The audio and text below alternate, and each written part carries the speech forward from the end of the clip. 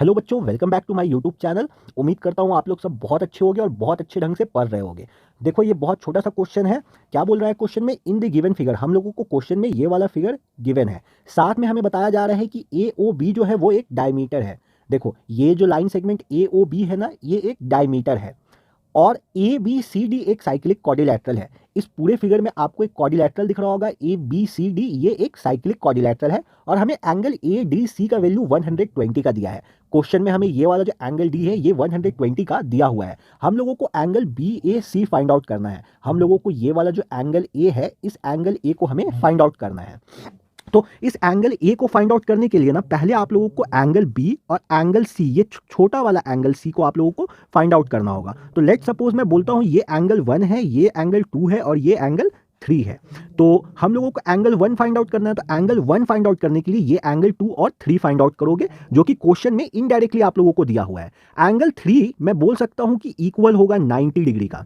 ऐसा क्यों? क्योंकि देखो, क्वेश्चन में हमें दिया हुआ है कि ए ओ बी डायमीटर है और जब भी डायमीटर का हेल्प से सर्कल को डिवाइड करोगे तो वो सेमी सर्कल में डिवाइड होगा और सेमी सर्कल में जो एंगल्स होते हैं वो 90 डिग्री के होते हैं। तो ये ए ओ बी डायमीटर का हेल्प से ही ये एंगल 3 बन रहा है। तो ये वाला एंगल सेमी सर्कल के अंदर है और ये 90 डिग्री का होगा। एंगल 3 हमारे पास आ गया। अब हम लोगों को एंगल 2 फाइंड आउट करना है। तो इसके लिए भी ना हम लोगों को क्वेश्चन में हिंट दिया हुआ है कि ए बी सी डी एक साइक्लिक क्वाड्रिलैटरल है। तो ए बी सी डी अगर एक साइक्लिक क्वाड्रिलैटरल है तो इसके जो अपोजिट एंगल्स होंगे उनका सम 180 डिग्री का होगा। तो यहाँ पे एंगल डी है, एंगल डी का अपोजिट कौन सा एंगल है? ये एंगल 2 है। तो मैं बोल सकता हूं कि एंगल डी प्लस एंगल 2 जो होगा वो 180 डिग्री का इक्वल होगा।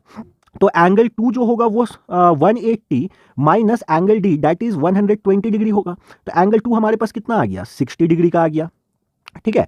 अब देखो, एंगल 3 तुम लोगों को पता चल गया 90 का है, एंगल 2 पता चल गया 60 का है। तो ये वाला एंगल 1 तो बहुत आसानी से निकाल सकते हो। क्यों? जस्ट बिकॉज हमें एंगल सम प्रॉपर्टी पता है कि अगर हम लोग ट्रायंगल के तीनों इंटीरियर एंगल को जोड़ दे तो उनका जो सम होगा वो 180 डिग्री का होगा। तो angle 1 plus angle 2 plus angle 3 180। Angle 1 को फाइंड आउट करना है, इसको एज इट इज छोड़ो। एंगल 2 60 का है, 60 लिख दो, प्लस एंगल 3 हम लोगों को कितना का आया है? 90 डिग्री का। तो एंगल 3 90 लिख दो is equal to 180 degree. Angle 1 को एज इट इज छोड़ो, प्लस 90 प्लस 60 कितना हो जाएगा? 150। तो 150 इन दोनों को ऐड करोगे तो 150 is equal to 180 degree. Angle 1 is equal to 180 में से इस 150 को माइनस कर दो। तो एंगल 1 कितने का आ जाएगा? 30 डिग्री का। ऑप्शन में 30 है, हाँ ऑप्शन बी है, तो ये करेक्ट ऑप्शन